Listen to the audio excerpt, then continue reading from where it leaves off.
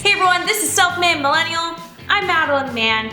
Quite a bit of psychology research says that if you have a difficult to pronounce name or frequently mispronounced name, that it can put you at a disadvantage in a work context. Now, I'm not here to bum everyone out, tell them they're doomed for having the name that they're born with.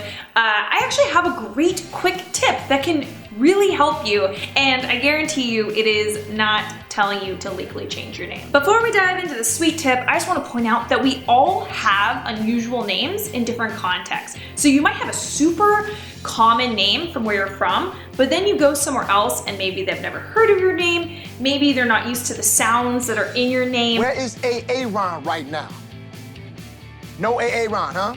Know that this is a great tip as you're switching different cultural contexts and going to different places. Now, the psychological phenomenon we're talking about is the name pronunciation effect, which shows that people ascribe more positive attributes towards people whose names that they can pronounce versus people who has harder to pronounce names. Now, it's also found in social interactions. If you introduce yourself and someone has trouble saying your name or understanding exactly what your name is, then subconsciously they become more cautious of you. And this is just something our brains do automatically. Anything we don't understand, we become cautious of, and that can create a barrier for you guys to make a more meaningful connection. In these studies, they controlled for race and ethnicity. It came down to just familiarity of those names and being able to say those sounds. For example, I'm sure all the guys named Barack in the 90s had a really hard time in America getting people to remember how to pronounce their names. But then we had a president named Barack Obama,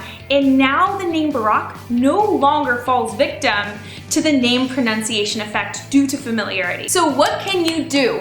Well, I will say, as someone who is constantly calling people who I've been emailing with, I see their name written down in the email, and I personally get anxiety when I'm on the phone that I'm gonna pronounce their name incorrectly. So this next tip will help alleviate that anxiety so that you can immediately start making a connection with someone and they're not, focused on getting your name right or feeling like they have a distance between you because they don't understand how to pronounce your name. The first tip is to include in your email signature next to your name a phonetic spelling of it. Just like how they show it in a dictionary how to pronounce a word, or when you're going for a graduation ceremony and you have to write out exactly how to pronounce your name. For example, I called this poor woman Mila. I was super embarrassed. It was actually Mila.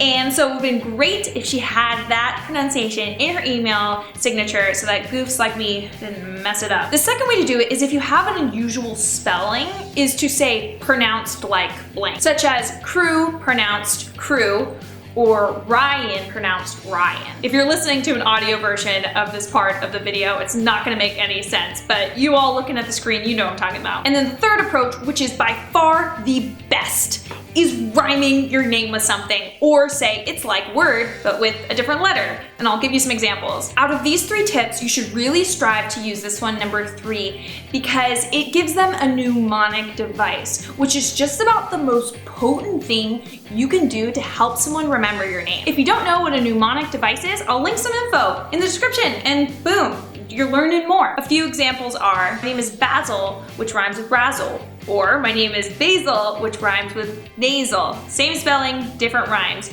Or my name is Neve, which rhymes with Steve.